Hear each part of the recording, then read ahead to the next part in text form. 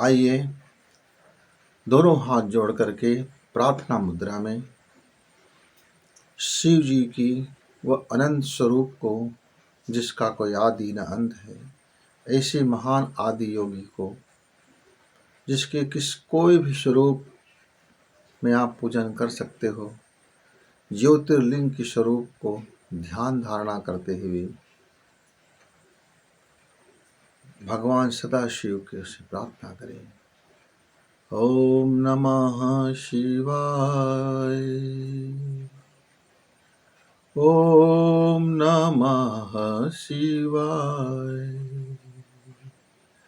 ओम नमः शिवाय।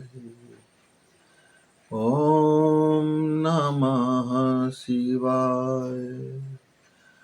ओम नमः शिवाय। ओम नमः शिवाय। ओम नमः शिवाय। मित्रों, वैष्णव गुरु जी का प्रणाम। आज हम चर्चा करते हैं श्रावण मास में यदि शिव जी की पूजन करें, आराधना करें और थोड़ी अपनी सामर्थ्य अनुसार, अपने समय अनुसार और अपनी श्रद्धा और भक्ति और अपने समर्पण के अनुसार आप जो पूजा करेंगे उसका फल आपको सुनिश्चित है। मित्रों, शिव जी को तो जैसे पुकारो शिव जी आपका सुन ही लेता है। लेकिन विशेष सावन माह में होता क्या है, ये जो धरती है इस समय एक प्रसव काल में होता है। नव अंकुर जन्म लेते रहते हैं, नए नए बीज अखवाते रहते हैं।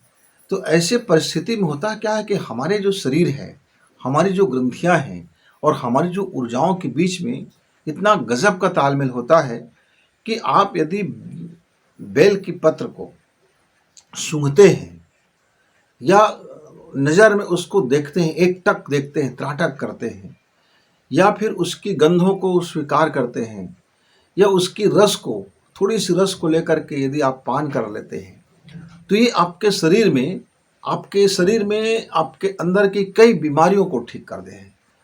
बेलपत्र ऐसे भी कफनाशक है। और जब मौसम बिगड़ जाता है, जब जलवायु में परिवर्तन होता है, बरसात होती है, पानी गिरते हैं, फिर उमस होती है, तो धरती और आकाश के बीच में इतनी अकुलाहट होती है कि हमारा जो शरीर है वो खिन्न हो जाता है। शरीर में कई तरह की वायरस, कई तरह की फंगस शरीर को नुकसान पहुंचाती है और मन में भी एक अजीब सी अकुलाहट आ जाती है। तो इसी समय आध्यात्मिक जागरण का भी समय होता है। ऐसे वक्त में यदि आप आंख बंद करके या आंख खोल करके शिव जी की प्रार्थना करते हैं, पूजन करते हैं अपने सामर्थ्य अनुसार, लेकिन एक कामना मन में, यानी एक वस्तु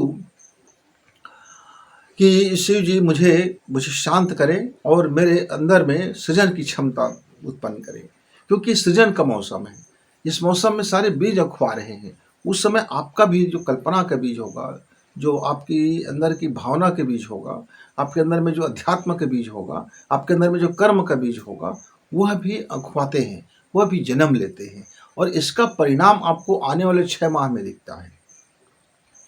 क्योंकि सूक्ष्म जो जगत है, जो सूक्ष्म शरीर है और मानव का यह भौतिक शरीर है और हमारा जो कारण शरीर है, यानी तीनों बॉडी, तीनों शरीर इस मौसम में, इस सावन के माह में एक सूत्र में आते। जब वो एक सूत्र में आते तो होता क्या है मित्र, कि यह एक अद्भुत संयोग होता है योग का, कि जिस समय में मेरा यह शरीर, भौतिक शरीर क्रियाशील हो, उसी समय में मेरा सूक्ष्म शरीर भी क्रियाशील हो और उसी समय में मेरा अध्यात्म शरीर भी क्रियाशील हो। यदि हम जो इस समय प्रार्थना करें, जो इस समय हम भावना करेंगे, तो मेरा तीनों शरीर स्पंदित होता है और तीनों शरीर की ऊर्जाएं सक्रिय होता है। इससे मुझे कई गुना लाभ प्राप्त होता है।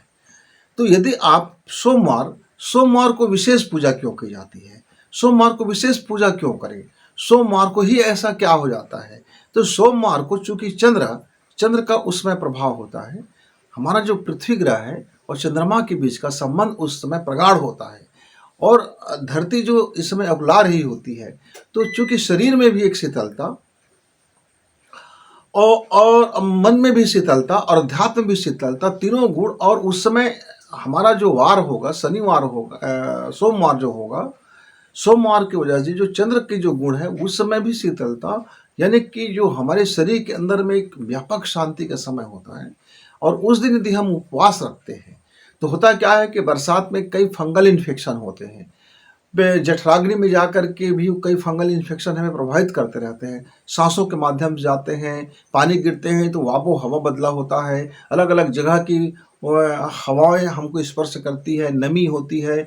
तो और यदि उस दिन हम पेट को खाली रख लें, क्योंकि पेट को उस दिन जब हम खाली रखेंगे तो पूरी तरह से मन में शांति होगा, वातावरण में शीतलता है और पेट में अग्नि का विकार उत्पन्न नहीं होगा। इस तरह से किडनी का भी सफाई होगा और शरीर के अंदर में जो भी मल है, जो अभी आंखों से दिखाई नहीं दे रहा है, सूक्ष्म है, वह का उसका भी निष्कासन होगा। इसलिए जब हम सोमवार को, विशेषकर श्रावण के सोमवार को जब हम व्रत रखते हैं, उपवास रखते हैं और चित्त में महादेव को धारण करते हैं, शिव जी की अनुकूल क्रिया करते हैं, कल्याणमय जीवन को सोचते हैं, इस संसार के जीव मात्र की शिव की कामना करते हैं, कल्याण की कामना करते हैं, तो ऐसे वक्त में जब हम शिव की आराधना करते हैं मित्रों, तो जो हमारा जो घर परिवार है उसमें समृद्धि आती है, घर परिवार में प्रेम का प्रसार होता है, घर में जो भी हमारा अटका हुआ काम है वो तेजी से होता है। और ऐसे समय में यदि मान लीजिए आपकी ज्योतिष के अनुसार से आपकी कुंडली में यदि आपके काल सर्प दोष रखा हुआ है या बहुत सारे अलग अलग ग्रहों की दोष है, ऐसे यदि आप चीज़ों से गुजर रहे हैं, आप कई प्रकार के अढ़ैया से गुजर रहे हैं, साढ़े सती से गुजर रहे हैं, शनि महाराज से गुजर रहे हैं, यानी आपके जीवन में भौकाल मचा हुआ, आपके जीवन में तबाही आया हुआ है, पीड़ा आया हुआ है, मन में भय है, डर है और भूत प्रेत इत्यादि बाधा है, बहुत सारी चीज़ें हैं।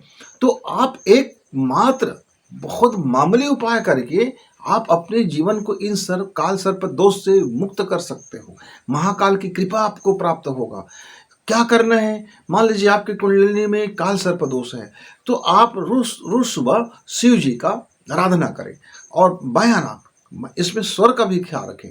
सुबह उठें, स्नान करें, श्वेत कपड़ा पहने, श्वेत कपड़ा आप श्वेत रंग के ही आप अंडरवियर पहने, श्वेत रंग का ही अंडर गारमेंट्स पहने, श्वेत कलर का ही आप बिछावन रखें, श्वेत कलर की धोती पहने, श्वेत कलर की कपड़ा पहने, श्वेत कलर की चंदन लगाएं और जल से क्या करें, स्फटिक शिवलिंग को आप जल से पूरी की पूरी उसको स्फटिक शिवलिंग एक बर्तन में रख लीजिए, एक कटोरी में रख लीजिए, ग्लास की या कांच की, और उसको पूरी तरह से जल में ढक दीजिए और उसके ऊपर में आप बेलपत्र रख दीजिए। एक बेलपत्र, ये 3 बेलपत्र, 3 बेलपत्र आप उस जल में रख दीजिए। अब आप महाकाल की पूजा करें, आराधना करें और आप ओम नमः शिवाय का आप जप करें और मन में और जीवन में उस शिव जी को धारण करता हुआ अनुभव करें। उस शिव का जो शिव स्वरूप है, कल्याण स्वरूप है, वह आपके जीवन में आपके रग रग में, रोम रोम में वह प्रवेश हो रहा है। इस भाव को आप क्या करेंगे, दाहिना नाक बंद करेंगे और बायां स्वर को लेंगे और कुंभक करेंगे। जैसे कुंभक करेंगे तो महसूस करेंगे कि जो शिव शक्ति है वह आपके शरीर में धारण हो चुका है और धीरे धीरे आप फिर दाहिना नाक से आप उसको बाहर करेंगे। ऐसा 15 मिनट आप प्राणायाम करें और उसके बाद आप प्रार्थना मुद्रा में ओम नमः शिवाय, ओम नमः शिवाय, ओम नमः शिवाय, ऐसा आप मित्र 45 मिनट कम से कम आप जप करें। इसके बाद जो 3 बेलपत्र आपने जो चढ़ा रखी है, जिस जल में डुबा रखी है, उससे उस 3 बेलपत्र को निकाल लीजिए और 3 वक्त यानी एक बेलपत्र को एक बार थोड़ी सी किसी चीज़ से पीस लीजिए और उसी जल को थोड़ा मिला लीजिए और निघट्टू करके आप उसका 1 चम्मच रस बना लीजिए या आधी चम्मच रस बना लीजिए। और यदि छोटा बच्चा है तो उसको 2 बूंद जीभ में चटा दें और बड़े हैं तो पूरे 1 चम्मच आप उसको पी लें। ऐसा दिन में 3 बार करें और दिन में 3 बार शिव जी की पूजा करें, आराधना करें। और लेकिन एक दिन में 3 बेलपत्र ही चढ़ा के रखें और अलग से आपको बेलपत्र चढ़ाना है 1008, 108, 8 जो भी संख्या है, तो उसको बाहर में एक दूसरा पार्थिव शिवलिंग पर आप करें, उसका प्रयोग करें। मित्रों, आप देखेंगे कि यदि आपके पास धन की कमी का महसूस हो रहा है, आप इस तरह से यदि धन के लिए भी प्रयोग करते हैं, तो आपके धन में स्थायी होगा, आपके कारोबार में स्थायी होगा। यदि आपके मन में विचलन है तो मन शांत होगा। परिवार में यदि खटास आ गया तो परिवार में भी आप देखेंगे, क्योंकि अब उसमें भावना परिवार का करना होगा। जो समस्या है उस समस्या निदान हो चुका है, ये भावना करना है।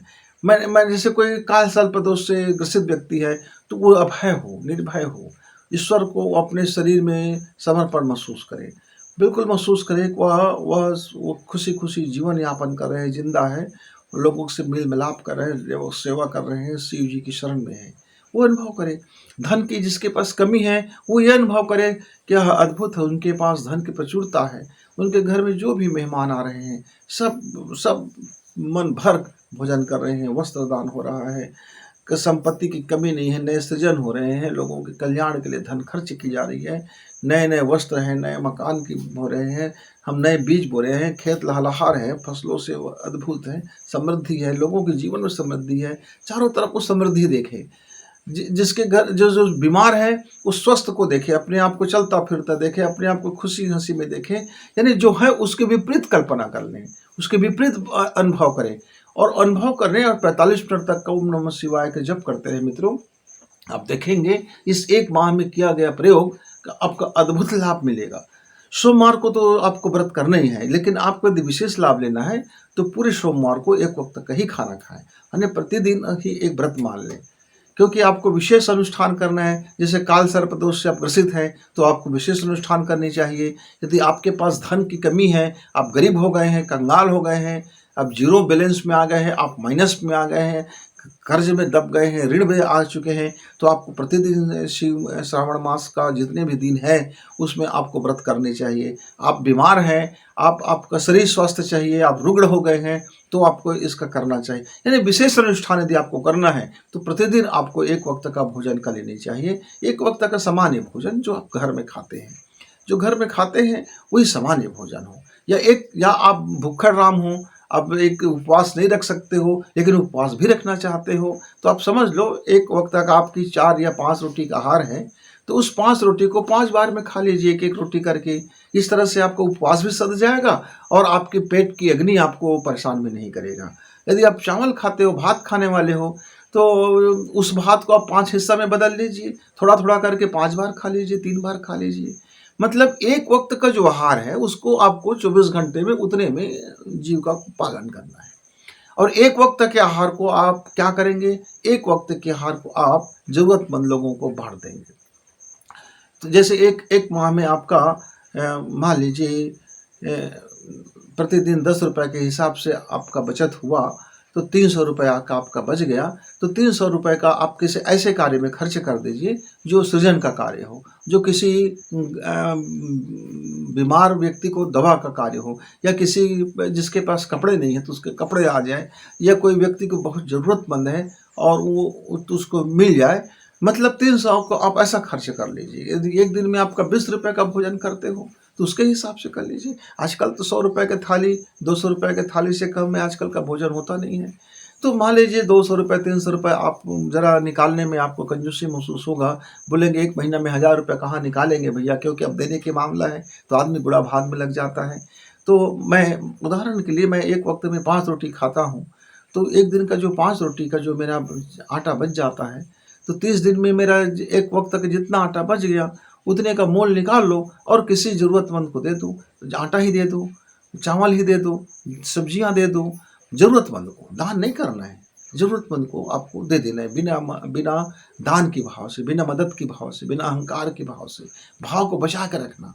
वो आपका, आप खा गए होते, बस उसी को आपने नहीं खाया है, इसलिए आप उसको किसी ज़रूरतमंद को आप दे रहे हैं। दान का भाव बिल्कुल ना आए, तो इस बात को ख्याल रखें मित्रों। अब मान लीजिए कोई मेरे विद्यार्थी वर्ग है या कोई नौकरी पेशा वर्ग है जिसका सामान्य चाहता है कि उसका भला हो, हित हो, तो मित्रों आप बारी बारी से 15-15 मिनट, 15-15 मिनट का आप सांसों को बदल करके आप ओम नमः शिवाय कीजिए। जैसे आपने पहले ओम नमः शिवाय, ओम नमः शिवाय, ओम नमः शिवाय, ओम नमः शिवाय, ओम नमः शिवाय, ओम नमः शिवाय आपने जप किया और फिर आप दूसरी सांस से गहरी सांसें खींचे।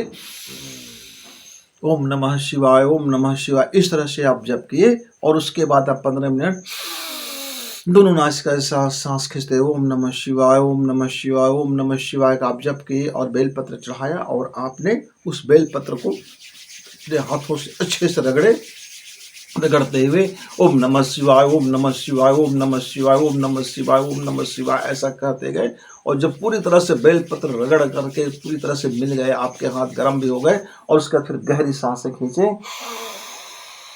इस तरह से 3 बेलपत्र को 3 बार रगड़ना है, 3 बार सांसें खींचना है। आपके जीवन में, मन में और आपके जीवन में अध्यात्म उतरेगा, आपका मन सुकून से भरेगा, आपका शरीर स्वस्थ से भरेगा। जितना भी कवक और फंजाई से संबंधित विषाणुएं हैं जो शरीर को परेशान करती हैं, बरसाती चीज़ें परेशान करती हैं, वो आपको ठीक करेंगे, आपके बिगड़े काम को बनाएंगे। मित्र, आपका इसका ज़बरदस्त लाभ होगा। आप इसका प्रयोग करके देखें। और अब ये साधारण से प्रयोग है, इसमें व्रत उपवास की कोई ज़रूरत नहीं है। लेकिन आप थोड़े से लाभ चाहते हैं तो सोमवार का 1 दिन का व्रत कर लो, और विशेष लाभ चाहते हैं तो श्रावण मास में पर डे का उपवास कर लो। और जिसका जैसे इसमें कपड़ा क्या पहने, हमारे बहुत से मित्र कुछ भी कपड़ा पहन लेते हैं। मित्रों, कपड़ा के भी अलग अलग प्रभाव है। नीले रंग के कपड़े पहनेंगे तो मन में सुकून होगा, शांति होगा और परिवार में सुख समृद्धि की बढ़ेगी। आप पीले रंग का कपड़ा पहनेंगे तो ज्ञान संबंधी आपको लाभ होगा, विवेक जागृत होगा, आपके अध्यात्म जागृत होगा, आपके घर में प्रेम और विवेक और ज्ञान की प्रचुरता बढ़ेंगे, आपके जीवन में ज्ञान की प्रचुरता बढ़ेंगे, अध्यात्म में आप ऊँचे छलांग लगाएंगे। और यदि आप सफ़ेद रंग के कपड़ा पहनते हैं तो आपके जीवन में जितने भी कुंडली में कष्ट है, कुंडली का योग बदलेगा और आपके जीवन में नया नया नया स्फूर्ति बन के उभरेंगे। यदि आप काला रंग के कपड़े पहनते हैं तो आपका तांत्रिक विद्या प्रखर होगा, जिसमें सावधानी की बहुत ज़रूरत होता है। इस तंत्र की आप मार्ग में बढ़ोगे तो तंत्र के मार्ग में यदि आपके पास कोई गुरु नहीं है तो भटकने का डर है, इसलिए आप काले कपड़ा वर्जित है। मित्रों, काले कपड़ा मत पहनना, लाल कपड़ा मत पहनना, उत्तेजना से भर जाओगे, जीवन में गर्मी उत्पन्न होगा, आप उस एनर्जी का उपयोग नहीं कर पाओगे तो वो एनर्जी आपको ही नष्ट कर देगा। इसलिए लाल कपड़ा से भी थोड़ी सावधान हो जाए। तो मित्रों, अपने अपने गोल्डन कपड़ा जैसे मैंने पहन रखा है, इस कपड़ा को पहन करके यदि आप ओम नमः शिवाय जप करते हैं तो इसमें आपको हर तरह के वो लाभ, जितने लाभ हमने अलग अलग कपड़ों में कलर में बताया है, वो समस्त लाभ आपको एक इसी कलर में आपको प्राप्त हो जाएगा। आपका मन बलवती होगा, अध्यात्म बलवती होगा, शरीर में भी जो परेशानियां हैं वो भी ठीक हो जाएंगे और आपके घर परिवार में खुशियों और आनंद, खुशी और आनंद का बहार होगा। तो नए सृजन के लिए आप तैयार हो जाएंगे और आपके जीवन में समृद्धि और सफलता और सुख और आनंद की वृद्धि होगी। तो ओम नमः शिवाय का आप जप करते हुए सभी मित्रों को